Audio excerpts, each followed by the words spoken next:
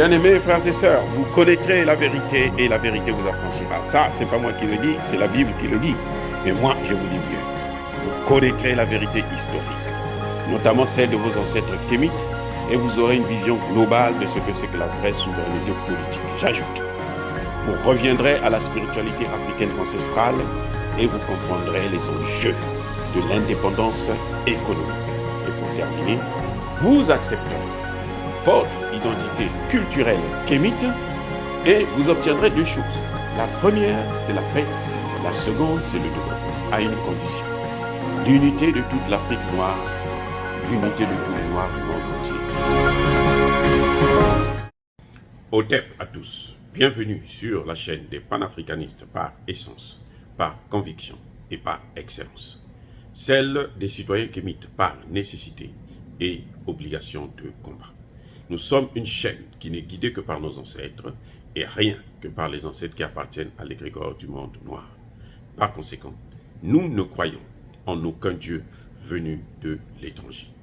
Toutefois, cette vidéo n'est aucunement destinée à inciter à la haine ou à la violence, car nous menons un combat qui est d'abord et avant tout spirituel, ensuite il est politique, géopolitique et géostratégique, contre l'impérialisme, le colonialisme, le néocolonialisme et l'endocolona.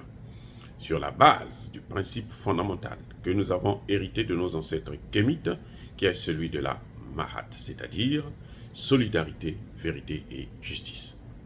Vous êtes donc en droit de connaître la vérité et nous avons l'obligation de vous dire la vérité, rien que la vérité, afin que justice soit rendue au continent africain. Et ça, c'est notre modeste contribution dans cette noble lutte en faveur de la souveraineté, la dignité, la solidarité et l'unité africaine. Ça, c'est exactement ce que nous appelons le panafricanisme. Oui, bien-aimés frères et sœurs, aujourd'hui, je veux vous parler du génocide des Nations Unies en Afrique et notamment au Congo-Brazzaville. Un génocide qui est en train de se passer sous silence. Un génocide que RFI ne va jamais qualifier, ni d'ailleurs en parler sérieusement. Un génocide où France 24 ne pourra jamais évoquer parce que ça va à l'encontre des intérêts de l'Occident, des intérêts de la France. Je vous ai déjà dit que la France, c'est un Français qui a toujours dirigé le sous-secrétariat général de l'Organisation des Nations Unies, chargé des missions de maintien de la paix. Et c'est pour ça d'ailleurs que vous allez le constater vous-même, que la majorité, l'essentiel d'ailleurs des missions des Nations Unies se trouve en Afrique. Vous avez 10 000, 12 000, 15 000 hommes qu'on déploie toute une armée pour occuper un territoire. Et effectivement, c'est ce qui se passe au Congo démocratique, à l'est du Congo, dans le département du Kivu. Et oui, au Congo, les Nations Unies ont occupé le territoire. Au Congo, les Nations Unies tuent. Au Congo, les Nations Unies commettent un génocide. Eh oui, les Nations Unies, vous voyez très bien, le génocide en cible toujours une personne particulière, une ethnie ou un peuple particulier. Ce peuple-là, c'est les Congolais. On est en train de massacrer nos frères et sœurs au Congo démocratique. Et même le président Tshisekedi ne dit rien. Et c'est ça qui est troublant. Le peuple s'est levé à main nue, sans armes. Et il demande une simple chose. Le départ de la mission des Nations Unies qui est là depuis 22 ans et qui n'a jamais combattu les rebelles, qui n'a jamais combattu les terroristes, qui n'a jamais apporté la sécurité.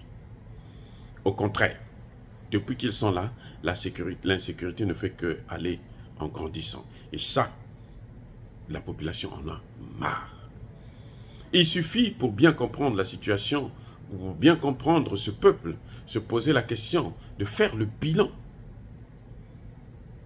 de la mission des Nations Unies au Congo. Faisons le bilan. Elle est venue pour assurer la sécurité des populations, pour apporter la paix. Mais depuis 22 ans, ce n'est pas 22 mois, 22 ans, la sécurité n'a jamais été rétablie au Congo.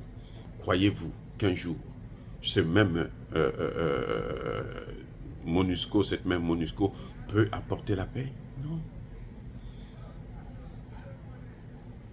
Quand vous avez 5 ans, 6 ans, même 1 an seulement, on ne voit pas clair, c'est pas la peine. Les instructeurs russes sont venus au Centrafrique. Au bout de 3 mois, ils ont stabilisé le pays. Au bout de 3 mois. Après 6 mois, tout le pays était en sécurité. Aussi simple que ça. Les mêmes instructeurs russes sont venus au Mali. En 3 mois, ils ont commencé à stabiliser le pays. Et maintenant, ils ont stabilisé près de 50%. En tout cas, plus de 50% du pays aujourd'hui est stable. Est sous contrôle, je veux dire. La paix n'est pas complètement revenue, mais la situation est sous contrôle. Alors qu'il y a eu Barkhane qui était là, pendant 10 ans, ils n'ont rien fait, ils n'ont fait qu'aggraver. Ils sont passés de 5% du territoire occupé par les terroristes à 80%. Si le gouvernement ne les avait pas virés en ce moment, ils auraient pris l'ensemble du territoire. Ils allaient chasser même le gouvernement. C'est clair. Et Tshisekedi, en train de dormir, en train de caresser ces gens-là dans le sens du poil. La population demande à ce que les soldats de la MONUSCO puissent partir. Et qu'est-ce qu'ils font? Ils tirent sur des populations. Des populations qui n'ont pas d'armes, vous tirez sur eux, ça c'est un génocide. C'est un génocide. C'est un crime de guerre. Eh oui. Ils sont venus pour tuer ceux qui viennent agresser cette population. Mais eux, ils contribuent à agresser cette population, à tuer cette population. C'est du jamais vu dans le monde. Et ce n'est qu'en Afrique que les Occidentaux peuvent se permettre de tolérer de telles choses. Regardez ce qui se passe en Ukraine. En moins de 5 mois, l'Ukraine avait reçu plus de 64 milliards de dollars. L'armement, ce n'est même pas la peine. Ce que les Nations Unies ont fait, c'est qu'ils ont mis le gouvernement congolais sous embargo. Pour que le gouvernement ne puisse pas avoir des moyens de se défendre. Et c'est ça le problème. On met le gouvernement sous embargo, il n'a pas les moyens de se défendre. Donc, le gouvernement doit s'appuyer seulement sur la mission des Nations Unies. Or, cette mission est là, ce n'est pas pour faire la guerre contre les terroristes. Elle est là pour aider les terroristes à occuper le territoire. Et c'est ce qu'elle est en train de faire. Maintenant que les populations ont compris, qu'est-ce qu'elle fait? Eh bien, elle tire sur des populations. Elle tire sur des populations. Ce que le gouvernement Tshisekedi trouve de bon à faire, c'est de virer le porte-parole. Non, c'est un génocide. Nous voulons que ces gens-là puissent être traduits devant une cour pénale internationale. On n'a pas le droit.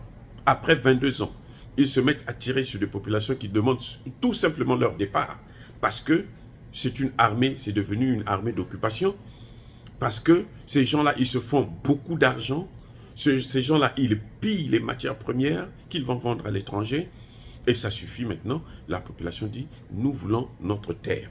Et nous allons nous combattre nous-mêmes contre les terroristes. Que vous enlevez, vous levez l'embargo ou pas, nous voulons le faire nous-mêmes. On va trouver des partenaires bilatéraux qui vont nous aider. En Afrique, il y a des pays qui sont avancés, qui peuvent nous aider aujourd'hui à lutter contre ce fléau. Au moment où je vous parle, il y a plus de 36 000 morts, sans compter les blessés. Plus de 36 000 morts. C'est un véritable génocide. Je ne veux pas parler de crimes de guerre parce que la population n'est pas en guerre contre les Nations Unies. La population est chez elle, elle veut sa liberté, elle veut son autonomie, elle veut sa souveraineté. Ce sont les Nations Unies qui ne sont pas chez eux. Ils n'ont qu'à repartir. Ces casques bleus ont des pays d'origine. Ils n'ont qu'à repartir dans leur pays d'origine. C'est ce que demande la population. Et si Tshisekedi ne prend pas ses responsabilités, c'est lui qui finira par être traduit pour haute trahison devant une cour de justice africaine et notamment congolaise. C'est la haute trahison. C'est la haute trahison. On ne va pas accepter ça. On ne va pas laisser faire. Il faut que les auteurs puissent être traduits en justice devant une cour pénale internationale ou bien devant la haute cour de justice congolaise. Ce n'est pas les Nations Unies qui doivent les juger, non. Et si Tshisekedi rate encore ce coup, c'est clair que lui-même, il devait être traduit pour complicité. Parce que s'il ne prend pas ses responsabilités, c'est qu'il est complice, c'est qu'il est d'accord avec eux.